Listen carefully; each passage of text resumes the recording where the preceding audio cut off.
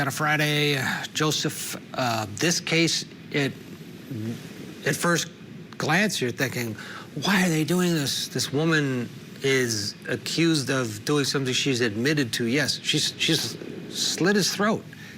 The victim, the man, the husband, says, yes, she did, and I deserved it. It was self-defense. Commonwealth says, no, you could have left. He was inebriated. Your thoughts on this prosecution? Sure. So the central question to me, looking at this case from analyzing whether or not self-defense is a valid claim here, the question that the prosecution needs to answer is what happened immediately preceding the stabbing. Did she go get the knife? Did they have an argument? Did he hit her? Did she go get a knife and come back and blindside him, from the back, stab him? Or did she go get a knife and did he stab and did he hit her there, and did she use the stabbing as self-defense?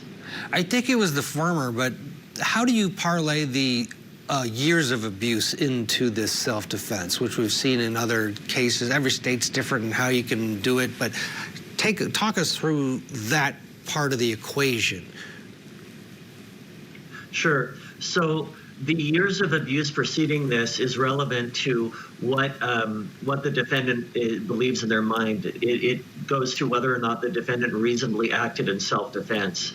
So if somebody beats you up for years and years and years, and you take some action against them, or let's say they start screaming at you, yelling, but in your mind you're so conditioned to being beat by that person that you reasonably believe that they're going to cause violence against you, then you would be allowed to use self-defense. It goes to whether or not your use of self-defense was reasonable in that case. Interesting. And I think that's the defense here, is that years of abuse that culminated in this incident. She, I don't want to do a spoiler alert, but she doesn't take the stand here. She's got Hank Brennan at her side, and she did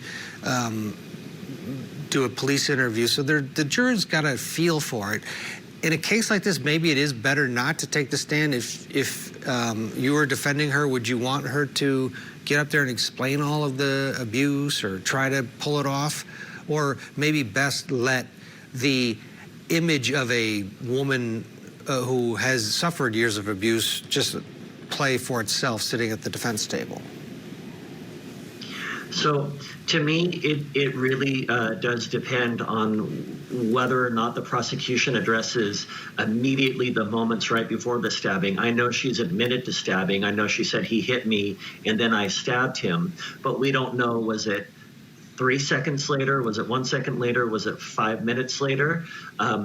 I haven't seen the answer to that. If that is not sufficiently addressed by the government, then you don't have her testify.